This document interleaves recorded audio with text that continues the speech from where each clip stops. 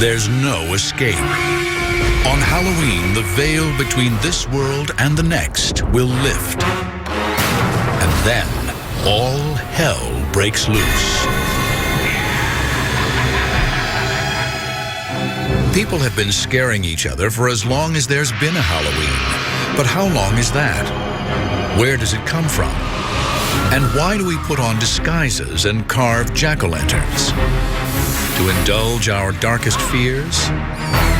Unlocking the secrets of Halloween means discovering how it all began, thousands of years ago. So lock the doors, dim the lights, and don't be scared as we dig up the real story of Halloween.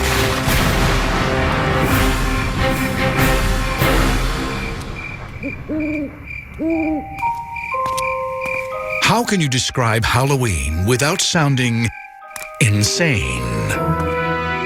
Masked children come to our doors and threaten us.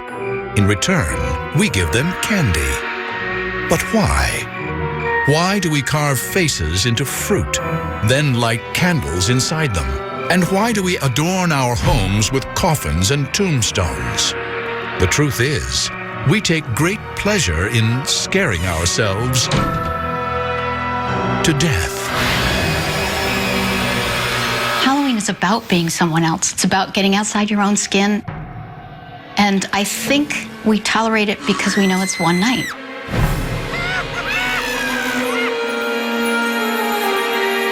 This impulse to confront our fears of life and of death and make sport of them, it's ancient. And so are our treasured Halloween traditions.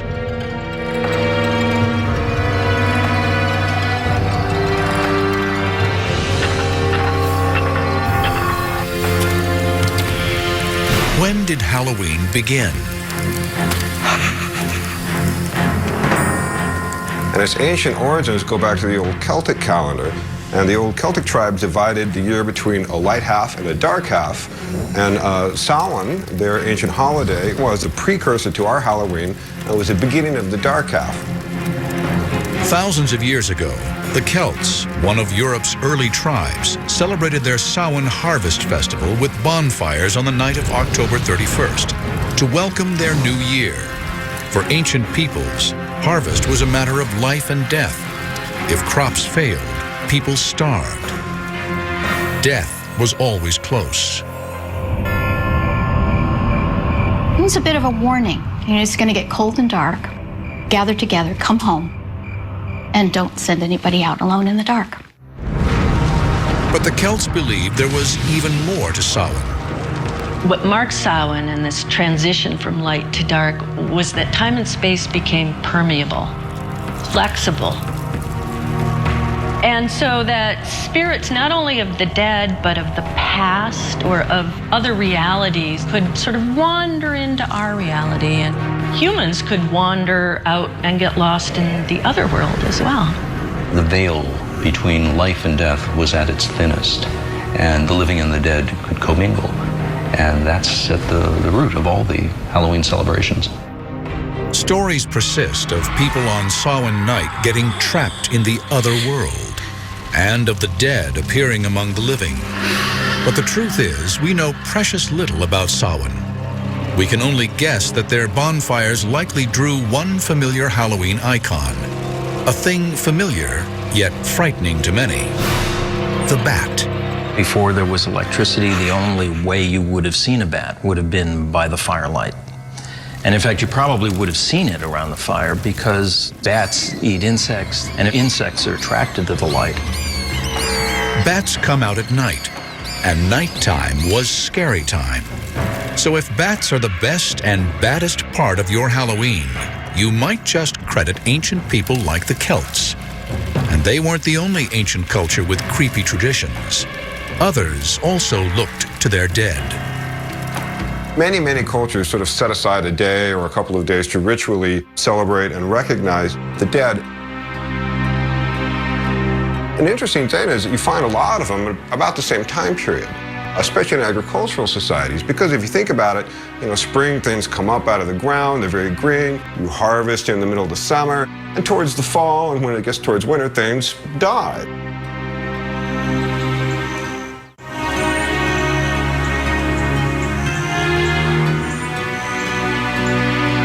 how did these ancient traditions survive into our modern era? In Western culture, they were preserved by, of all people, Christians. In a bizarre twist of history, as Christianity spread, it adopted and reimagined pagan folk ways rather than try to stamp them out.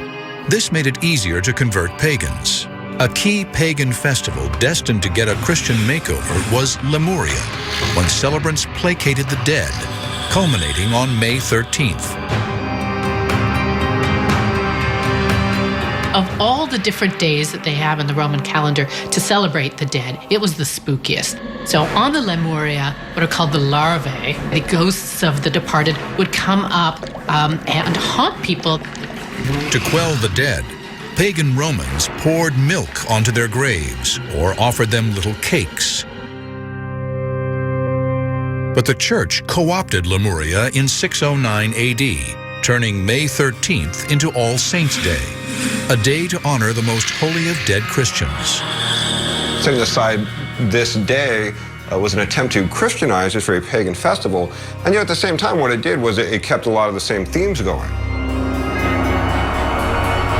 The Christianized version of Lemuria was such a success that church leaders made a decision that eventually gave rise to Halloween.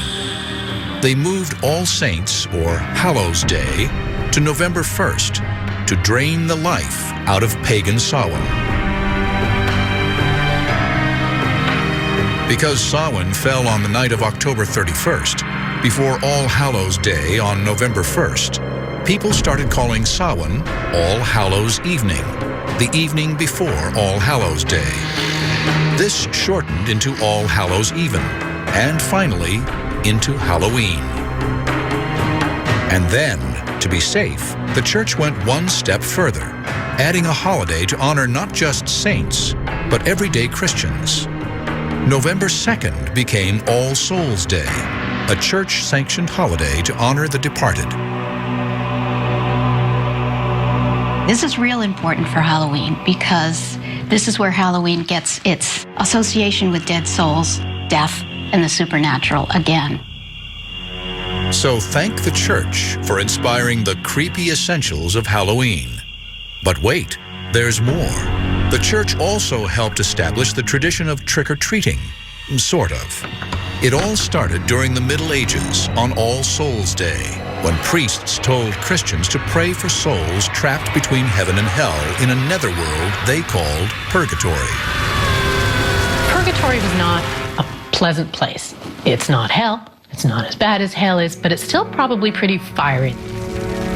Souls are kind of suffering there. Luckily, there is something that you could do. You could offer up prayers for them. How did souls get out of purgatory? According to the church, if enough prayers were offered, a soul would fly up into heaven.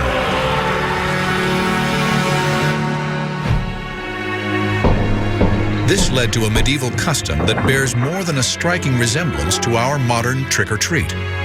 Children would go souling, begging for soul cakes, spiced cakes filled with raisins. In return for these treats, the beggars would offer up prayers for souls trapped in purgatory.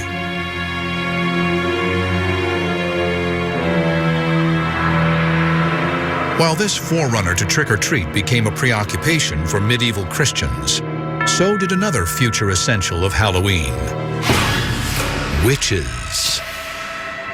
It made perfect sense for people in medieval times to believe that there were demons and witches. And if there were demons and witches and they were responsible for bad things in the world, it made sense that you hunt them down and you kill them. That was their worldview. A witch panic in the 16th century helped establish the look of the character that, for many, epitomizes Halloween. Almost always women, witches were seen as in league with Satan. They were probably the healers who had cures and folklore and passed down orally through generations. And at some point, that becomes very suspicious for whatever reason to the religious people around them. And a lot of the symbols that were associated with these women, who probably often lived alone, may have been somewhat eccentric, of course, end up becoming associated with witches. Over time, as more and more women were accused of witchcraft, their practical kitchen tools acquired sinister dimensions and became model Halloween icons. Even something as mundane as a broom became an instrument of evil, as well as handy transportation. Another accessory in every witch's lair was perfect for brewing devilish potions: the cauldron. Cauldrons become very popular. Again, it was something that every household had in medieval ages. It was your basic cooking implement. The pointed witch's hat was a variation on a medieval countrywoman's hat. And of course, the mysterious lurking killer with the glowing eyes, the cat. It's not surprising that cats are associated with witches and Halloween. Cats can be a little enigmatic.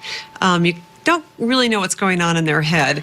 Also, they used to hang out near the hearth and by the brooms, so they became associated with witchcraft and with Halloween. Black cats and witches, graveyards and ghosts. The spooky elements of America's great Gothic holiday were taking shape. These ghoulish icons would soon make their way to the New World, where they'd help create the extravaganza we know today.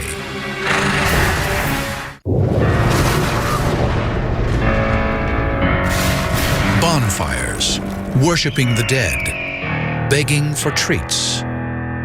The elements of our modern Halloween were haunting Europe at the dawn of the 17th century, but they hadn't yet collected into a spooky, secular holiday. History would now start consolidating them and give life to an odd celebration of death.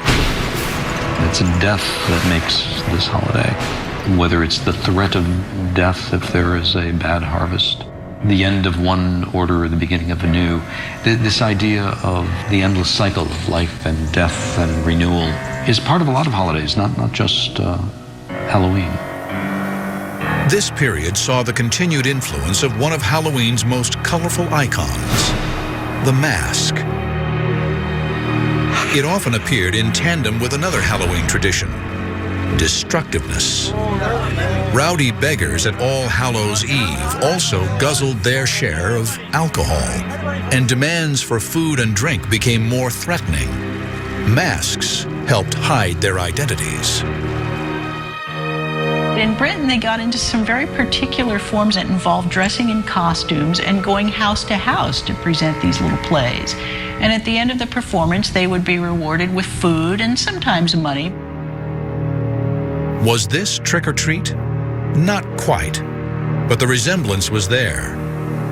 In 17th century England, many of these customs survived only in rural areas, but they would soon turn up in the city streets, thanks to a pro-Catholic terrorist named Guy Fawkes. On November 5th, 1605, Fawkes tried to blow up London's House of Lords with 36 kegs of gunpowder. Guy Fawkes was tried, found guilty, and hanged. And according to legend, his body was then drawn and quartered, and the pieces were thrown into a fire. The next year, on the anniversary of the failed plot, and every year that followed, the children of London mocked the memory of Guy Fawkes by causing chaos in the streets, parading, begging, and building bonfires. Today, all over England, this is called Guy Fawkes Day, or Bonfire Night. Now, Guy Fawkes Day fell on November 5th, which is very close to Halloween, so a lot of the energy that was focused on Halloween sort of shifted toward Guy Fawkes Day. While it wasn't our Halloween yet, it had all the signs.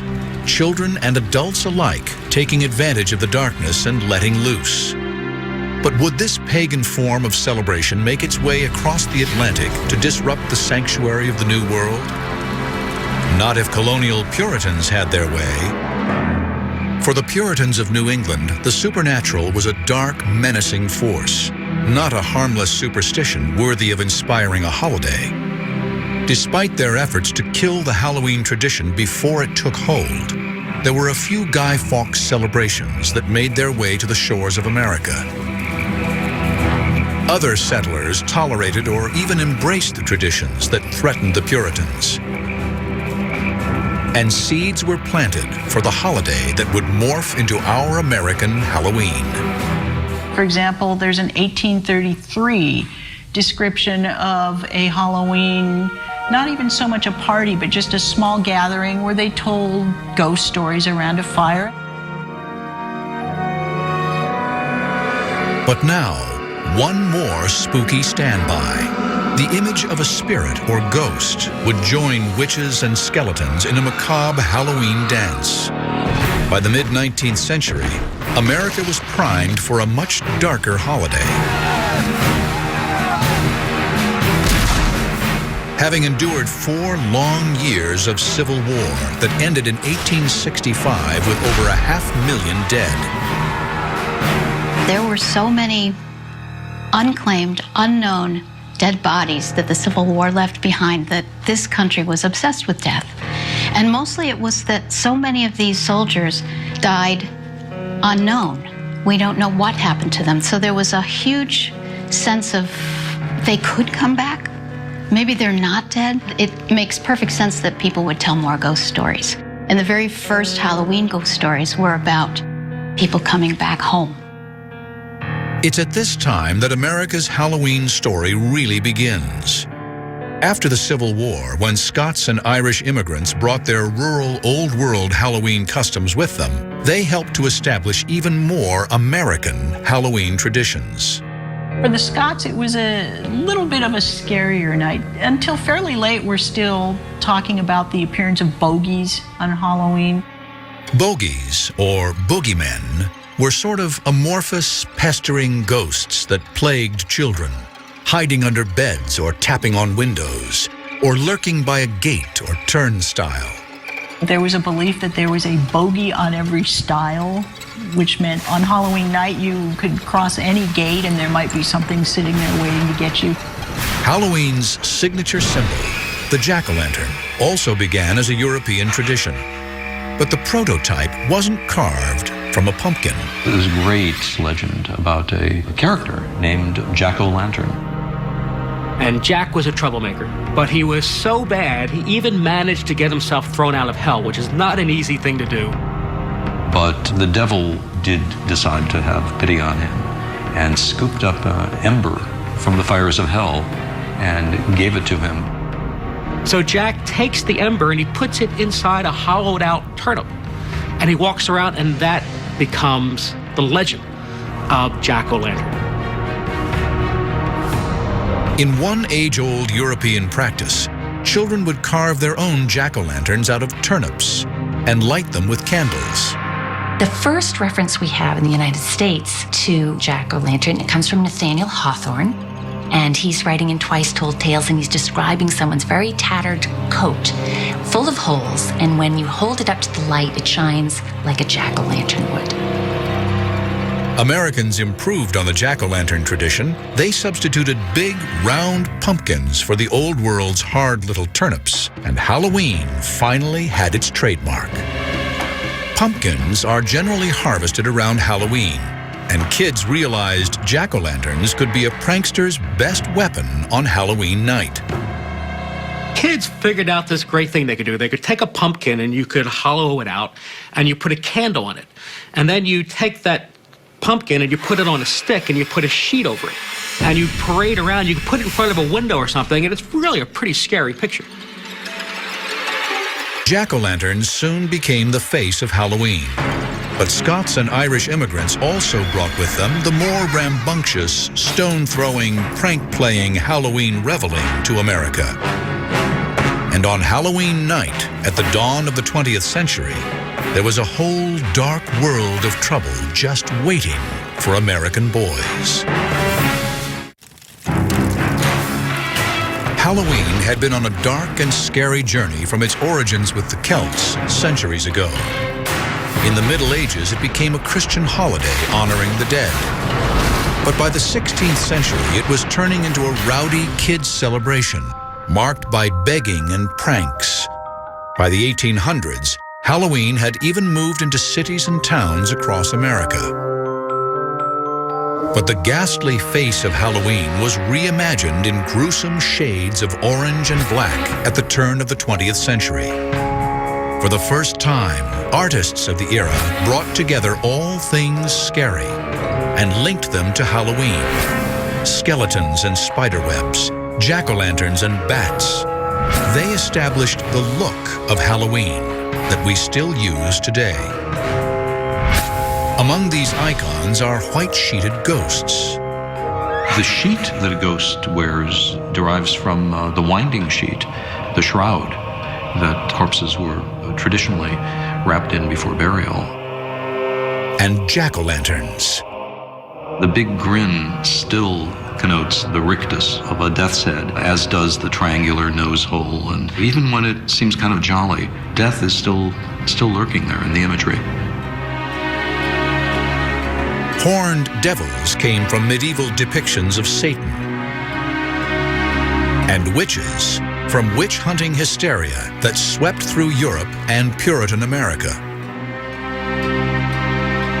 Witches became very popular in the early part of the 20th century, which is why they naturally became linked to Halloween. And there's actually a change in the way we perceive witches. The witches of the 19th century were old, they had big noses, and there were warts. And the witches in the 20th century are actually kind of attractive. It makes Halloween just a little, not only scary, but also a little naughty. But even as Halloween was dressing its old customs in new costumes, it was also creating new traditions, bad ones. Was Halloween in the early 20th century getting out of hand? To the dismay of authorities and property owners, the answer was yes. It was whatever you could think of that was a bunch of mischief. Back in those days, people had buggies. The bigger kids tried to take a buggy and put it up on a haystack. And there's about a half a dozen of the guys, and they just kind of pushed it up the haystack. It was a lot of fun. Oh, we never did anything that was really destructive. Mostly tricks. But for others, those tricks were more destructive. Pranks, usually committed by adolescent boys, plagued cities like Chicago and Philadelphia. By the 1920s, Halloween in America was turning into a crisis. Tricks on Halloween night were out of hand. The destructive pranks went beyond just smashing pumpkins. Kids would take bars of soap and they'd put them in the rails for streetcars so that the streetcars would derail and people would actually get hurt. They would take the steps in front of people's doors and move them so when people walked outside they would fall over and get hurt. They would set fires. They would throw stones through windows. I mean, this is really destructive stuff. In rural communities, pranksters took wagons apart and reassembled them on roofs. They removed gates on farm fences so that animals could escape. This particular prank was so popular that in some places, the night before Halloween was called Gate Night. In other cities, it was Mischief Night, or even Hell Night. Halloween pranks during the Great Depression may have been, in part, a product of the desperation of the time, an excuse for troublemaking. But there was already trouble everywhere, and many communities couldn't afford to feed their own, much less clean up destructive messes. The Halloween of 1933 was actually labeled Black Halloween in a lot of newspapers because of all of the destruction that the cities incurred. The kids were no longer just doing innocent, silly things. Now they were smashing light bulbs. They were setting fire to buildings. They were smashing car windows. If Halloween were to survive, it would have to change. Schools and police departments and other civic groups consciously and very actively promoted the idea of taming Halloween. And so they started to invent all sorts of things for kids to do, to divert them. Townwide parties, costume contests, games, everything that you could think of to get the kids away from pulling tricks and into the light. Novelty companies like Denison and Beistel helped out these civic efforts. Denison published a series of Halloween guides called Bogey Books that suggested ways of turning Halloween from a prank night into a party night. Denison was one of the first companies that realized there was money to be made off of Halloween. They started to put their own Halloween materials out for retail sale in drugstores all over America. They also made masks and paper costumes. This was a first. It was the first time that costumes were specifically made and marketed for Halloween. Before that, costumes had all been homemade. When I was a kid, it wasn't Halloween outfits like you wear now. So basically, you wore your overalls or your jeans or sloppy clothes, but you didn't go downtown and buy a special outfit just for Halloween. Just anything, you know, to make yourself a little conspicuous. Paper costumes were fancy and an improvement on the homemade variety, but they had their drawbacks. Unfortunately, a lot of that paper was flammable. And I was surprised at how many newspaper clippings I came across of costumes catching fire. Soon, other manufacturers, looking to tap into the kid market for Halloween costumes, began making more durable disguises. Sears' first box costumes came around 1930, and then it went from there. And the costumes came off of radio show characters and the funny papers. Costumes for parties, costumes for wild, town-wide parties, and for school parties and church parties. Halloween was a big social occasion. Halloween parades also helped drag the holiday out from the shadows and into the public arena. Allentown, Pennsylvania may have had the first parade in 1905, but others soon followed. Toms River, New Jersey in 1919. Anoka, Minnesota in 1920.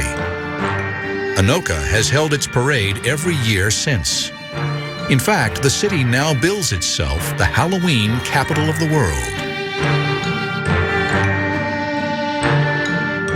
Each of these local efforts to tame Halloween worked to some extent. But what Halloween really needed was a whole new tradition, and it would soon get one. But this new tradition would prove to be a variation on a very old Halloween theme.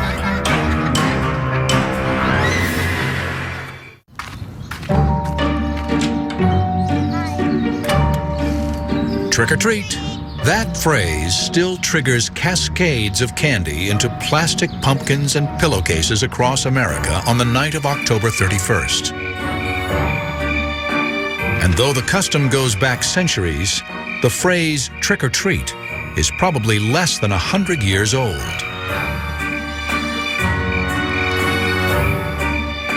Trick or treat is amazingly new. People think trick or treat goes back for centuries, and it doesn't. Trick or treat is actually less than 80 years old, probably. The term derives from pranking that was very widespread and destructive in America in the 20th century. And at some point, somebody came up with the brilliant idea of buying off these pranksters. Homeowners bribed rowdy kids with homemade treats, such as popcorn balls and candy apples, to avoid getting pranked or tricked. In 1939, the phrase and the custom turned up in print.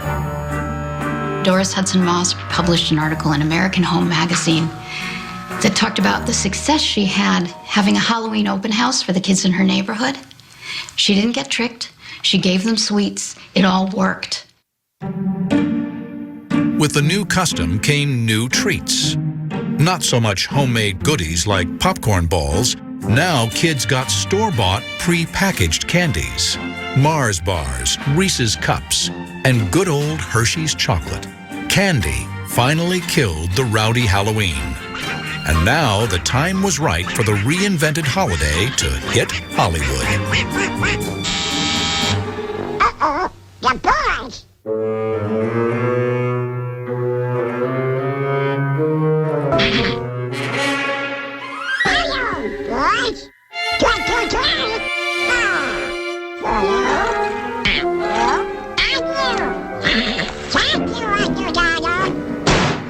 Halloween was becoming a pop culture phenomenon, a national festival attended by millions, celebrating the joys of scavenging for mass-produced candy.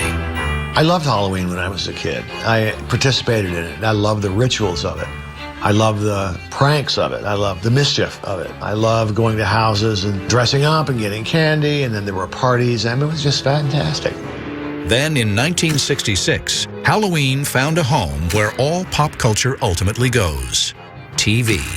Halloween's stature zoomed off the charts when America went trick-or-treating with Charlie Brown. The whole idea of the Great Pumpkin, of course, came from the comic strip when Sparky Schultz decided that it would be very funny if one of the kids got his holidays mixed up. And so that's how Linus ends up in the pumpkin patch every year. Who are you writing to, Linus? This is the time of year to write to the Great Pumpkin. On Halloween night, the Great Pumpkin rises out of his pumpkin patch and flies through the air with this bag of toys for all the children. You must be crazy. When are you going to stop believing in something that isn't true? When you stop believing in that fellow with the red suit and the white beard. Television and America's most popular comic strip had given Halloween its unofficial seal of approval. The holiday had never in its entire history been so mainstream. But Halloween-themed cartoons aimed at kids were one thing. A movie for adults with Halloween as its theme was another. Nobody had ever tried it before. That is, until director John Carpenter took a stab at it in 1978 with the classic Halloween. The idea for calling my film Halloween came from the distributor. And when he said it, I thought, well, you know, he's right, absolutely right. There's never been really a Halloween-themed film. It's one of those eye-openers. Wow, why didn't I think of that years ago? What a great idea. Carpenter's $325,000 film would spawn a franchise grossing more than $500 million. It broke new ground, elevating the horror film from B-movie status to respected genre. And completely by accident, the film would also redefine our attitudes about Halloween masks. It started when the wardrobe budget forced the crew to create a mask for the villain, Michael Myers, for next to nothing. The production designer ran up to Burt Wheeler's magic shop on Hollywood Boulevard and bought this Captain Kirk from Star Trek mask, which didn't look anything like William Shatner, just looked this strange face, elongated face. But it was spray painted and fixed up a little bit. It was distorted, which is perfect. It's kind of written that way in the script, as wearing a face. The bargain basement mask and the villain behind it soon became another Halloween icon. Michael Myers still, even though the original movie came out in 1978, it still remains one of the most popular Halloween characters of all time. This idea of the masked stalker menacing young people at Halloween, it shifted the focus of Halloween away from ghosts and goblins to human villainy. But this nondescript mask did much more than that. It helped to redefine the limits of what a Halloween mask could be. And it ushered in a new face of Halloween, one for a new millennium.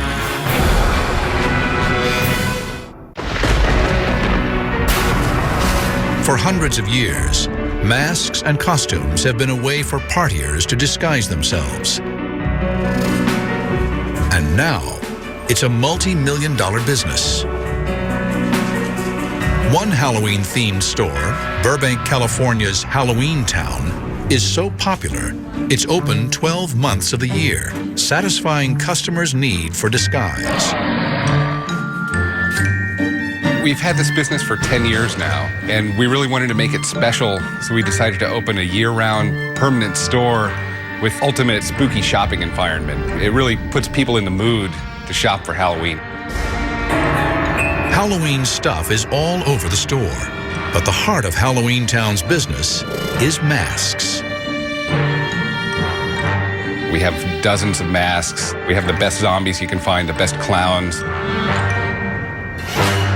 Masks and disguises have always been great ways to let you off the hook in terms of your behavior. With an acting out kind of holiday like Halloween, of course, it's perfect. When I was a kid, I loved masks, but usually all you could find at the local stores were crappy plastic, flimsy masks that lost their shape. But as time went on, they've really evolved into an art form where there's a lot of time spent in the sculpting and the painting, and now it's to the point where you can get an expensive, high-end mask that almost rivals movie quality.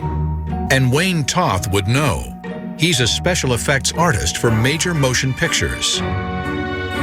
We have a lot of customers that like higher-end stuff or high-quality stuff, so we go out of our way to get that. We have high-end costumes, fancy jackets, and all kinds of accessories you really couldn't find anywhere else. We try and make it so no matter what you're looking for, you can find it here. Today's upscale masks and costumes are a far cry from the generic devils, witches, skeletons, and ghosts of the 1960s. But that's the decade when the Halloween wardrobe began to change.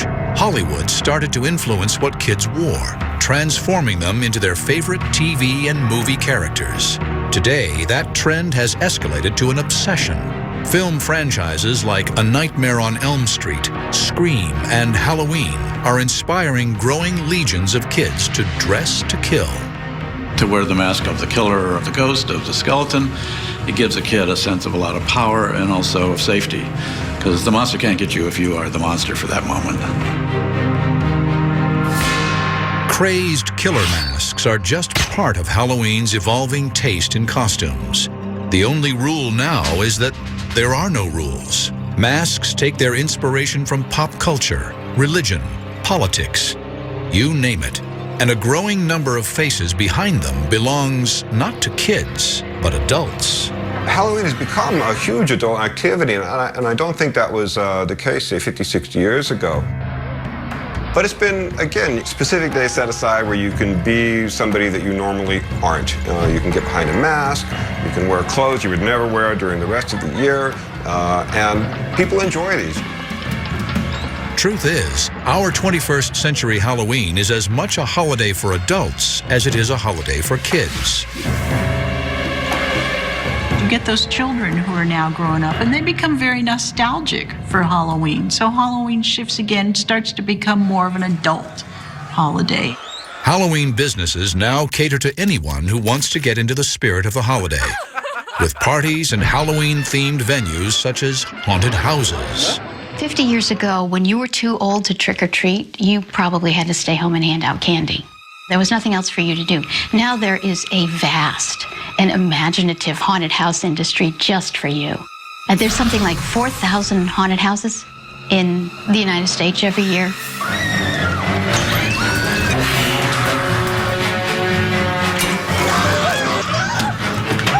I loved haunted houses.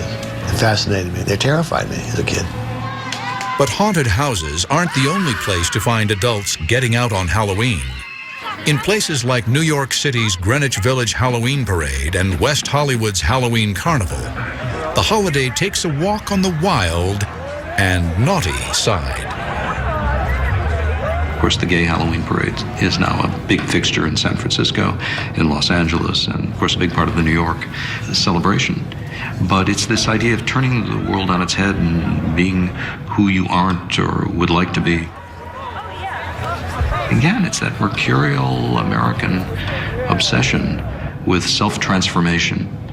And that's the thing I think that really ignited Halloween in America. This sexually liberated Halloween sometimes crosses the line from adults to adults only. If you look at the costumes that are sold to adults these days, the costumes for women are all kind of borderline prostitute costumes. You know, the sexy nurse, the sexy maid, the sexy anything. Now, grown-ups are taking it one step further. They stock up on specially packaged Halloween novelty candy and join their children going door to door on Halloween night. These trick-or-treaters of the 1970s and 80s now seize the opportunity to relive their childhood Halloweens, dressing in full costume, supposedly to keep a watchful eye on their kids. And just as Halloween has scared kids for years, Halloween scares parents too. They fear sending their kids out unsupervised into a hostile world, full of poisoned candy and razor blade riddled apples. But they really shouldn't be. I grew up hearing about razor blades and apples myself. And it's clearly what we would call a contemporary legend. Another term is urban legend. There's a great societal unease about this idea that we're telling our kids to go take candy from strangers. So there's a lot of stories about razor blades and candied apples and these sorts of things. And parents every year get very, very worried about it. Did razor blades and apples ever happen? I believe there are a couple of cases, but of course you can ask which came first, the story or the actions. Razor blades in apples, jack-o'-lanterns, soul cakes. They make up the legends, the texture of the Halloween we know. Today, Halloween wears many masks. It's a day for adults to push their boundaries a little. Clearly, a lot of women want to have a very sexy side of them, and it's only on Halloween that they bring it out. Maybe, they could do a little more often. Yet Halloween still remains the domain of kids.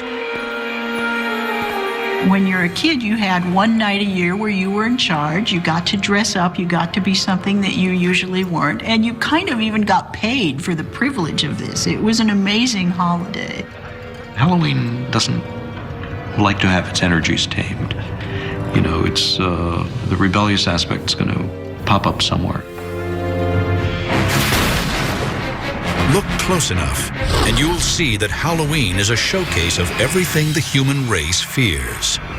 Through the centuries, we've learned to live with what scares us most. And now, on October 31st, we turn our fears into fun. So beware of haunted houses and creaking doors, billowing sheets and full moons. And don't be surprised if a smiling jack-o'-lantern wishes you Happy Halloween.